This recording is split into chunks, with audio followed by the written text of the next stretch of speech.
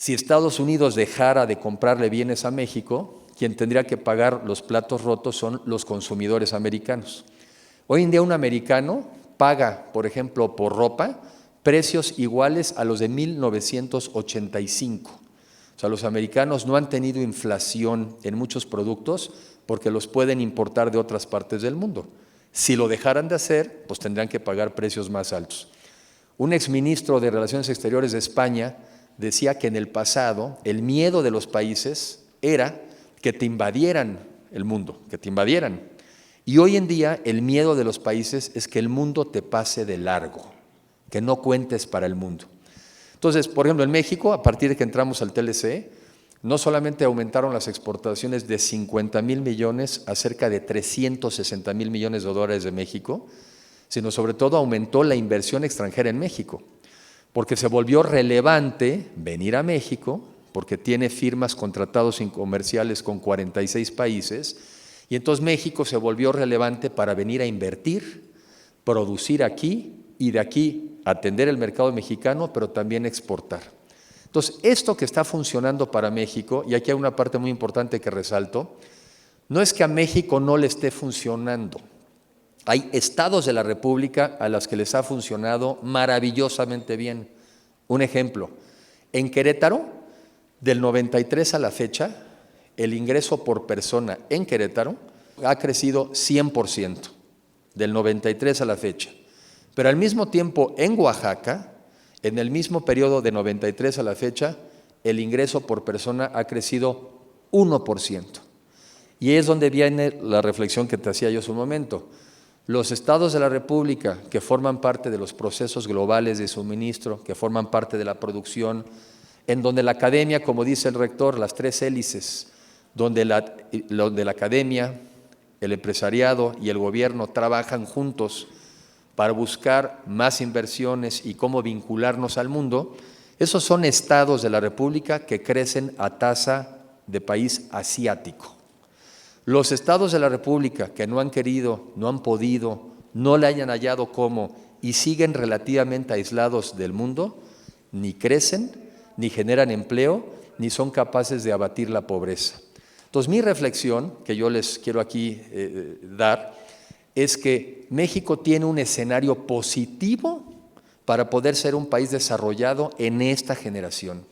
Y por desarrollado se debe entender un país de clases medias, un país que logremos abatir más la pobreza, que por cierto, con las cifras que sacó el Coneval también en estos días, tampoco es casualidad que los estados que han logrado bajar su pobreza son exactamente los estados que crecen, los estados que están vinculados al mundo o los estados que están en el turismo. ¿Y el turismo por qué? Porque el turismo es una exportación. El turismo, imagínenselo como en lugar de exportar albercas, exportar colchones, exportar lechugas, en lugar de exportar eso, lo que hace es que te traes a un extranjero para que se las coma en tu país, pero es una exportación de bienes y servicios a través de un extranjero que llega a tu país. Entonces, el turismo es una exportación y los estados que exportan y reciben turismo son los estados que crecen. Y por último, sí hay, obviamente, y aquí lo han mencionado, sí hay áreas en donde tenemos que trabajar para así llegar a ser ese país desarrollado. Y es muy importante, y por eso eso es para mí algo que insisto, es algo que de entrada nos lo tenemos que creer, pero basado en datos. O sea, sí hay estados de la República que prácticamente podríamos decir que están ya alcanzando esa promesa. Ese país más parejo, ese país de clases medias, ese país de niveles de pobreza mucho menores y estados donde se va alcanzando más las libertades. Y hay otros estados de la República que están mucho más cerca del subdesarrollo, casi yo diría de la época feudal, en donde más bien son grupúsculos que dominan y controlan áreas de los estados y que no logran trabajar en conjunto. Y el área que nos falta, y con eso yo terminaría, el área que nos falta para realmente ser un país desarrollado en esta generación, pero no tenemos por qué no hacerlo, es el de fortalecer el Estado de Derecho o lo que se llama el imperio de la ley. Un Estado donde todavía tenemos los niveles de inseguridad, corrupción e impunidad que tenemos es un obstáculo para que funcione bien la economía, es un obstáculo para que se distribuyan los beneficios. Entonces, lo que nos falta como país para alcanzar ese nivel de desarrollo es un Estado de Derecho fortalecido. Eso que combate impunidad, nos dé seguridad y abata la corrupción. Logrando ese tema, en serio que no hay algo que nos detenga para ser un país desarrollado en esta generación. Y cuando digo esta generación, son las próximas 2 décadas. Y 2 décadas, y les doy un ejemplo, decir, bueno, pues está muy lejos y quién sabe si podamos. Ahí van los ejemplos otra vez.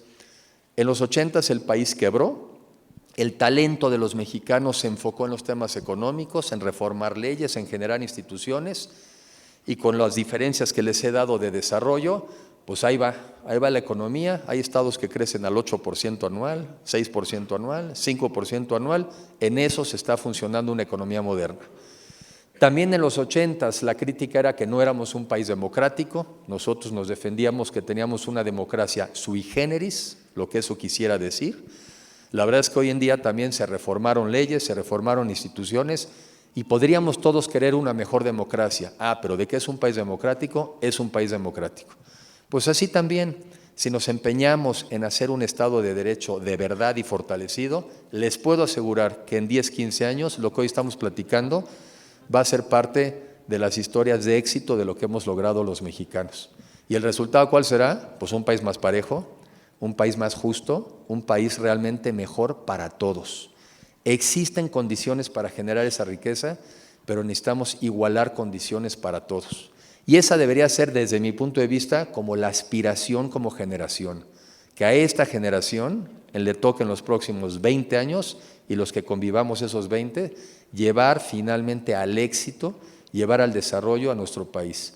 Sí se puede, es cosa de creérsela, basada en los resultados, y entonces apuntar muy bien a cuáles son las acciones que vamos a seguir para que eso ocurra. Les decía yo que a mi juicio, y sigo siendo yo creo que fundadamente optimista, a mi juicio el gran reto de esta generación es fortalecer instituciones del Estado de Derecho.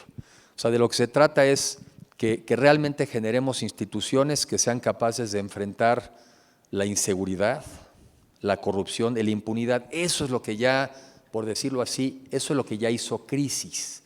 Y las crisis son una muy buena oportunidad para cambiar las cosas. En lugar de verlo con desánimo, en lugar de verlo con decepción, en lugar de incluso de tener una visión negativa sobre nuestro futuro, pues hay que ser muy objetivos. Y es lo que yo trato de hacer en estas presentaciones y en el libro que les dejo aquí. Es tratar de decir, mira, todas estas cosas como país las hemos logrado. Las generaciones que nos han antecedido y todos estamos aquí, esto es lo que hemos logrado. Estas otras son nuestras insuficiencias. Esto es donde tenemos debilidades. Esto los que estudien contabilidad lo van a entender muy bien. Activos y pasivos, y la diferencia se llama capital.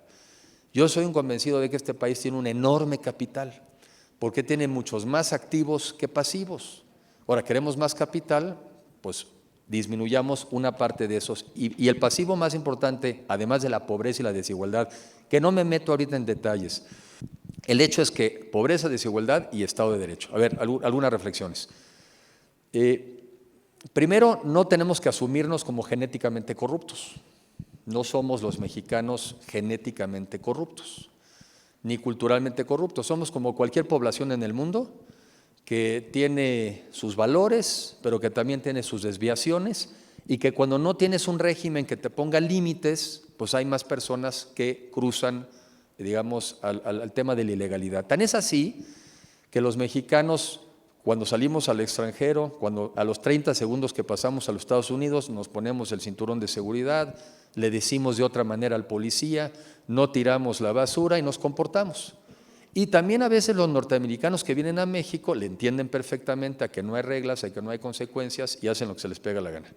En Europa también, si fueran tan honestos y fueran, digamos, diferentes a los seres humanos, pues tampoco habría leyes tan rigurosas, anticorrupción y todo un sistema para impedirlo. Si no lo necesitaran, pues no habría normas ni habría leyes. Son como nosotros y se rigen por valores y también por límites. En México primero hay que partir del principio de que necesitamos aceptar que tenemos que tener un Estado de Derecho de verdad y que tenemos que tener límites. En el tema, por ejemplo, de la corrupción, pues ya se diseñó, quizá tenga sus complejidades, pero ya se diseñó un sistema nacional anticorrupción. Hay que apostarle a que lo instrumentemos.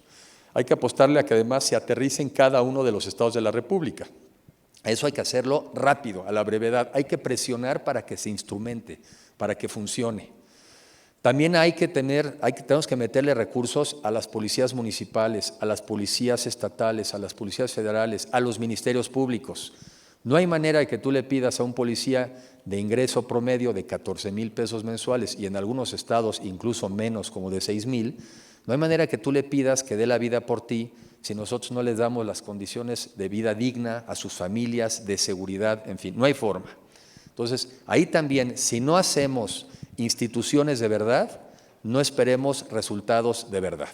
O sea, es más a veces el discurso que hemos hecho que lo que hemos realmente ejecutado en materia de fortalecimiento de instituciones.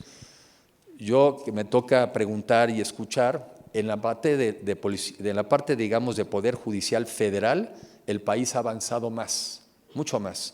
Pero en la parte del Poder Judicial en los estados, ahí hay mucho más por hacer. Para tener estados realmente con equilibrios, con contrapesos.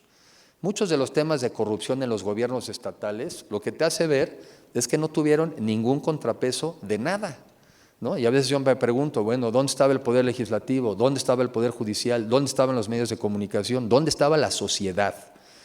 Entonces, contrapesos. Ese es, digamos, el principio del sistema federal. Y ya yendo un poco más hacia el futuro, hacia las opciones, primero no cabe duda que uno de los temas centrales de la siguiente elección va a ser eso, va a ser la corrupción. Y por lo mismo, yo creo que para dejarse de confundirse en los discursos, porque todo el mundo va a estar en contra de la corrupción, no me imagino a nadie que esté a favor. No va a haber el partido a favor de la corrupción, ese no va a haber. ¿Qué es lo que hay que visualizar? Desde mi punto de vista, dos cosas. Sí hay que ver las propuestas, porque en las campañas en México ya se tiende a no analizarse las propuestas. Sí hay que ver las propuestas, sí hay que ver cuál es la visión de país hacia adelante, sí hay que ver quién le entiende mejor al mundo, quién le entiende mejor a cómo orientarnos, acompañarnos, impulsarnos a sacarle mejor provecho al mundo en beneficio de México, y hay que ver las trayectorias de las personas. Todos los que estudian finanzas, y quizá ya lo han visto, cuando tú estudias, cuando tú analizas una empresa, tú cuando menos analizas los 3 últimos, digamos, años de su desempeño. Podrías estudiar más, pero por lo menos los 3 últimos. ¿Para qué? Para que no llegue un administrador y te diga, mira, mis ventas van a crecer 10% y voy a ganar, mis utilidades van a crecer 20%, cuando lleva los 3 últimos años perdiendo. O sea, tú conoces la historia para ver si lo que te están proyectando hacia el futuro es adecuado o no. Yo sugeriría analizar las trayectorias y las historias de los candidatos con los que al final del día vayamos a tener que optar. ¿Por qué? Porque eso es lo que le va a dar consistencia al discurso. Todos te van a venir a decir lo mismo, todos te van a decir que están en contra de la corrupción, todos te van a decir lo mismo. Lo relevante es quiénes tienen trayectoria y quienes han sido consistentes con su discurso. Yo creo que, y ahí sí, pues sí hay que hacer un análisis, no hay que decir todos son iguales, porque no todos son iguales, ese es uno. Y la otra es que también como sociedad, también tenemos que asumir una responsabilidad. Una es, la democracia no termina cuando votas por alguien, ahí empieza. Como sociedad tenemos que ser muchos más participativos, tenemos que asumir un rol. Yo digo que a veces las cosas públicas son tan importantes que no hay que dejarlas en manos del gobierno. Hay que acompañar, pero no es un cheque en blanco, no es, ahí te lo dejo, yo ya voté, ahora tú te encargas. No, la cosa pública es tan importante que no hay que dejarla en manos del gobierno. No porque les haya desconfianza, porque todos tenemos que participar. Y los ciudadanos también asumir que también tenemos que entrar a una cultura de la legalidad. A ver, cuando tú compras piratería, estate consciente que le estás dando lana al crimen organizado. Cuando un negocio compra alcohol adulterado para luego tener una ganancia, estate consciente que le estás dando dinero al crimen organizado.